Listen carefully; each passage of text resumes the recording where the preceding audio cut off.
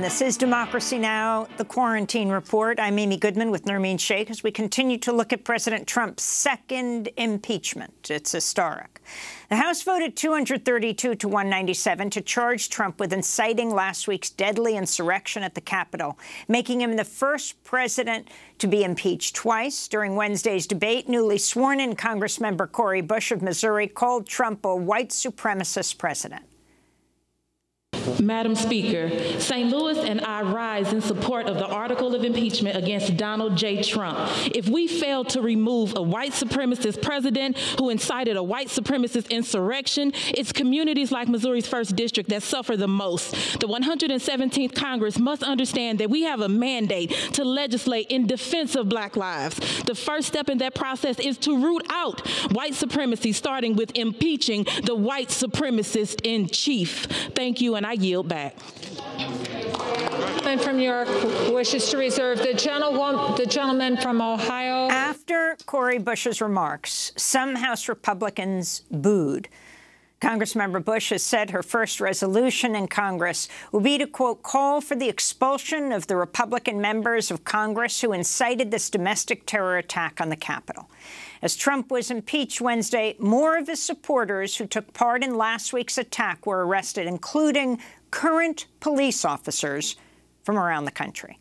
In Queens, New York, the FBI arrested Edward Floria, a leader of the far-right Proud Boys group, for allegedly plotting another attack on the U.S. Capitol. The FBI also confirmed the arrest of Douglas Allen Sweet in Virginia, who was photographed with the mob in the Capitol wearing a shirt that read Camp Auschwitz in reference to the Nazi death camp.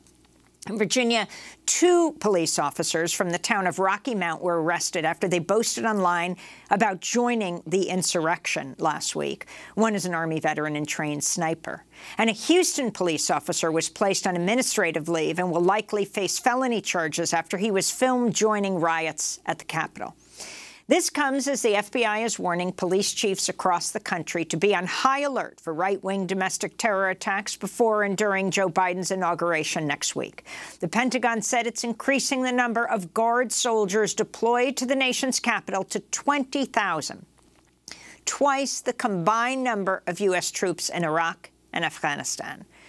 This massive mobilization stands in stark contrast to last week's riot.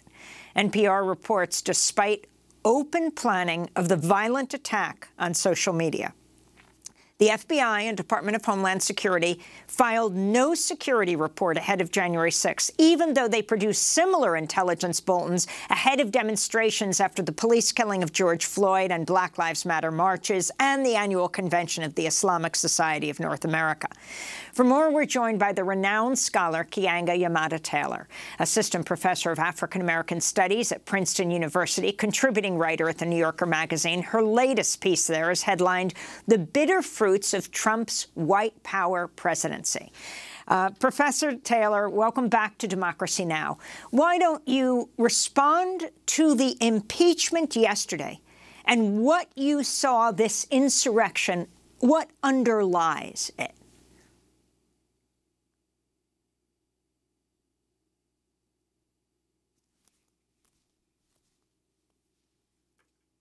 I think the impeachment yesterday is a culmination of sorts of the kind of violence and racism that has been at the heart of the Trump administration that finally boiled over.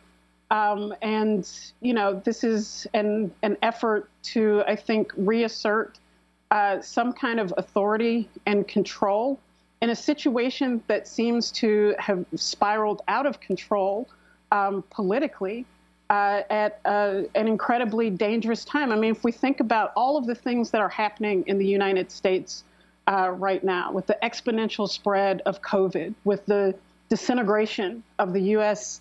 Economy, with, you know, millions of people, it is not hyperbole to say millions of people stand on the precipice of eviction and foreclosure at the end of January.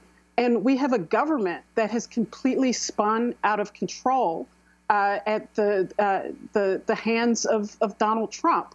And I think that the impeachment procedures are an effort to regain control, which is why you've seen some, not many, not a significant number but some Republicans who have finally grasped the depths of depravity of this Trump administration and really the danger that it represents. And I think that this has gotten to this point because it has been allowed, the Trump administration has been allowed to court white supremacists and white extremists from before Donald Trump won the presidency and certainly well into his presidency, that all of his comments, his racist comments, his comments encouraging violence against his political opponents, both in politics and both in the population at large, have been downplayed, have been ignored,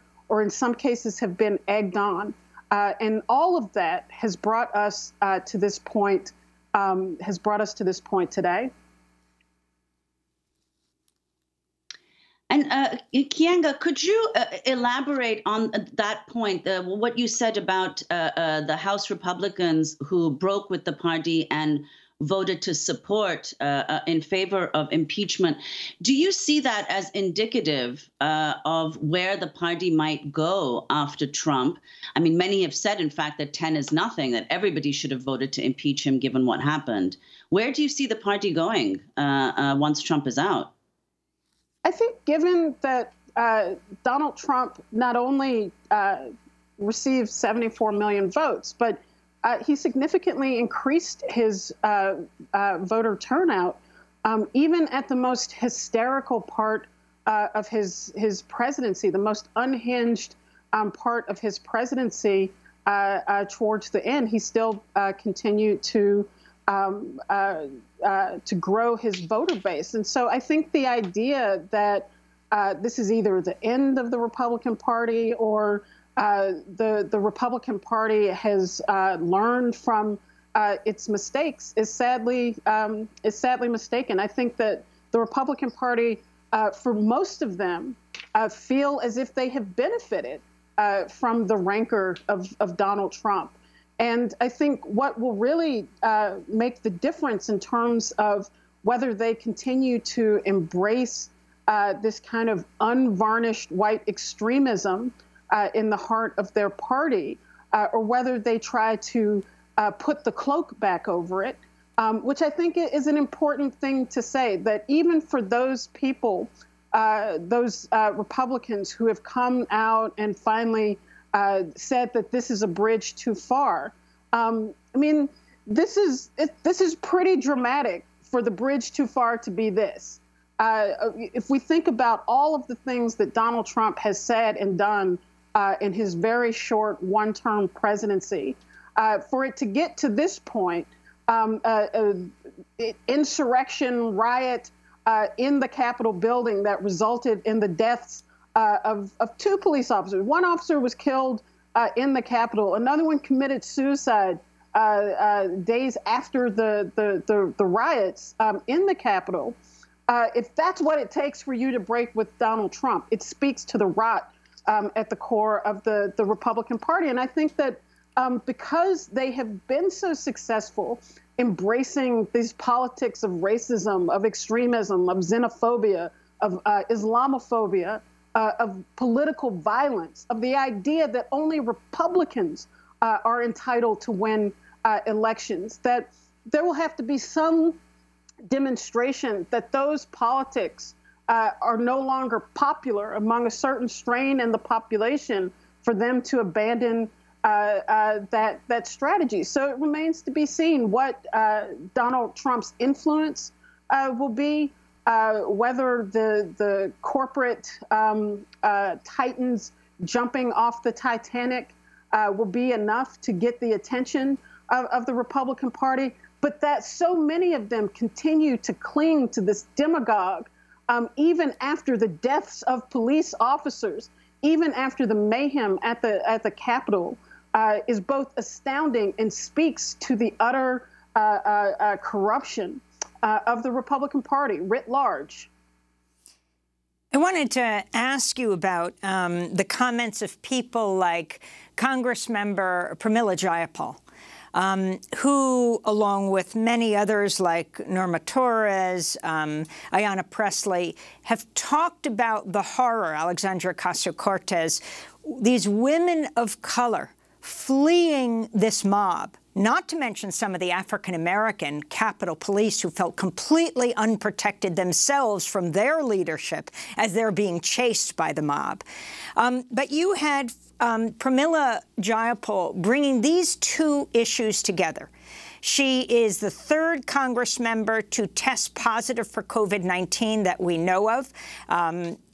The New Jersey Congress member Coleman Watkins also tested positive, 75 years old, African-American cancer survivor, because of sequestering with Republican Congress members who refused to wear masks. Jayapal said, only hours after President Trump incited a deadly assault on our Capitol, our country, and our democracy, many Republicans still refuse to take the bare minimum COVID-19 precaution and simply wear a damn mask in a crowded room during a pandemic, creating a super spreader event on top of a domestic terrorist attack. Now, Pramila Jayapal's husband is tested positive, as has Ayanna Pressley's husband. Can you talk about the coming together of these two issues? Now, Nancy Pelosi and the Democrats demanding that these Republicans wear masks or be fined and having those fines deducted from Republicans' paychecks if they don't wear them in the House. But both this attack last week and the disproportionate effect COVID has on people of color. I mean, it is just utterly disgusting, and it shows something about the selfishness, the hypocrisy of the Republican Party to put these people at risk for the sake of their political brand. And, you know, I think that there's something much more pernicious to this when we think about the ways that these people are responsible, have a political obligation to make determinations about how the country responds to this virus, to be responsible for creating the provisions to mitigate the worst aspects of this virus, and are now in political control of how the vaccine is disseminated in response to the virus. And so I think that when you look at the absolutely astounding, appalling response of the most powerful nation on earth to the coronavirus, you get some insight into why the political response has been so completely bungled. With the Republican Party in charge of the Senate and the presidency, they have had absolutely no interest in pursuing an aggressive strategy to try to contain this virus. I think that early on, the Republican Party took the stance that that was imposed on meat workers in the meatpacking industry, that they would force people to work, that they would create a situation where there were no public provisions so that people could safely shelter in place at home, which is has been the only real, known way to curb the virus. But we know that the only way that is possible is if you make sure that people's rent is paid, that if you make sure people are able to afford groceries, that if you make sure people are able to provide for their families. That is the only way that you can stay at home. And so the Republicans let the effort to take that off of the table, to force people to go to work, which has resulted in the disastrous death toll that we have in this country, all on the hedge that Americans would become immune to thousands of people dying. And that would be the way that they would get away with it.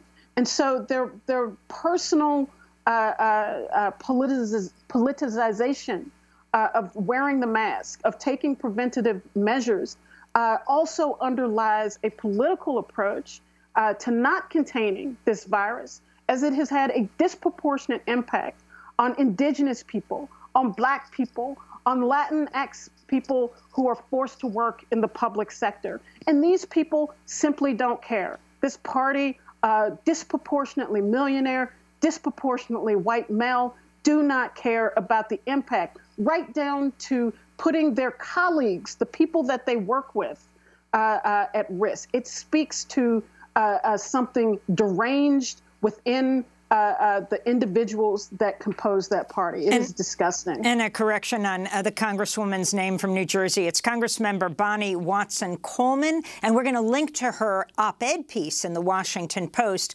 I'm 75. I had cancer. I got COVID-19 because my GOP colleagues dismiss facts. Nermeen?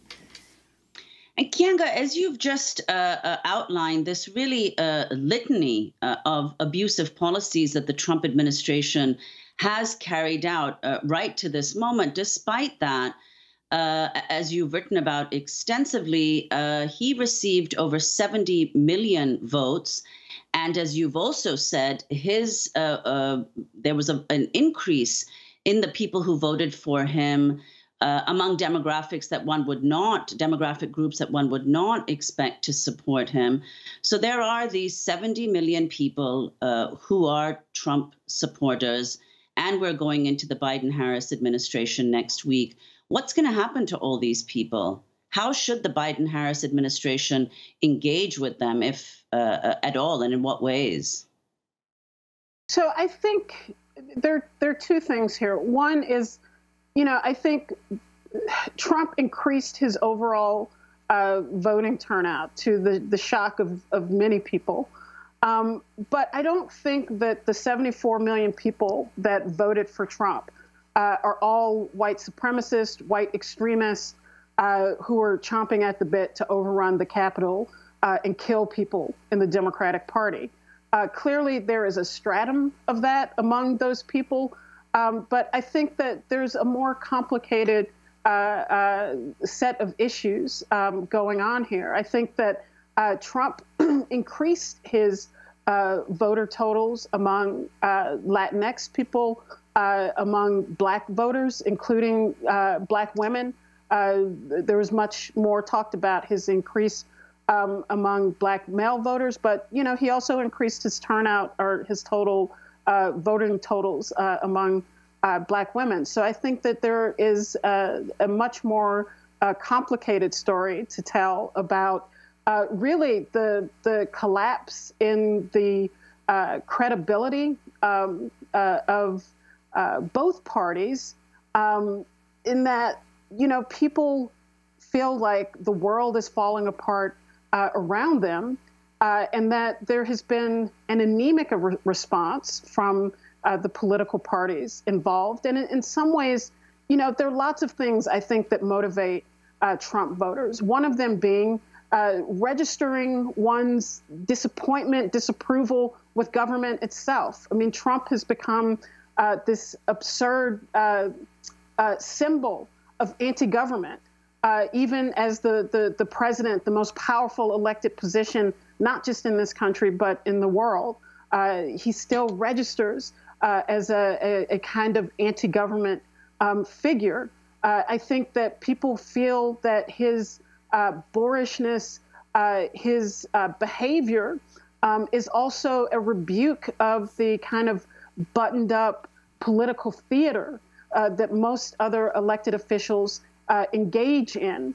And so what I think that really speaks to is the lack of political options and alternatives for people in this country. And that's why when people talk about, is this the end of the Republican Party? Is the Republican Party going to dissolve over this? I mean, people were saying the same thing in 2015 when Donald Trump became the candidate for the Republican Party, which seemed ridiculous. And the Republicans were somewhat of a laughingstock as a result of that until they actually won the presidency. And so when there are two parties, it limits your ability to really register opposition and it leaves people to vote for one or the other.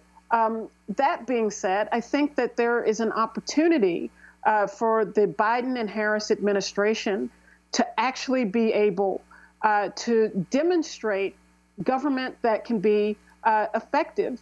They have to seize this opportunity that has been dropped in their lap because of the activism and work of Black activists and other voting rights activists in Georgia that helped flip the Senate seats in that state. That means there are officially, once Joe Biden is inaugurated, that there are no more excuses, that the Democratic Party has control of the Senate, and that should very quickly open up a period of intense legislation. The $2,000 checks, we want to see them. Relief for renters in this country, stopping evictions, we want to see that. Healthcare, a real plan around the distribution of this vaccine. I think all of those things and more, canceling student loan debt, all of these things are now plausible. The Democrats do not have the Republicans as an excuse for why they can't get things done. And so I think it means that the Biden and Harris administration are going to have to abandon this plan of bipartisanship, of trying to appeal to the discredited and disgraced Republican Party in the name of some false unity. And instead, they must plow ahead with a plan that can actually fix the not just deep problems, but problems that seem and appear to be completely out of control in this country. They have to use this authority to do so. And, you know, we know we have 10 from seconds. Joe Biden's history that will be a hard thing for him to do. And so it means that the social movements that were most activated through the summer around Black Lives Matter have to reemerge to force the Biden-Harris administration to follow through on the promises that were made.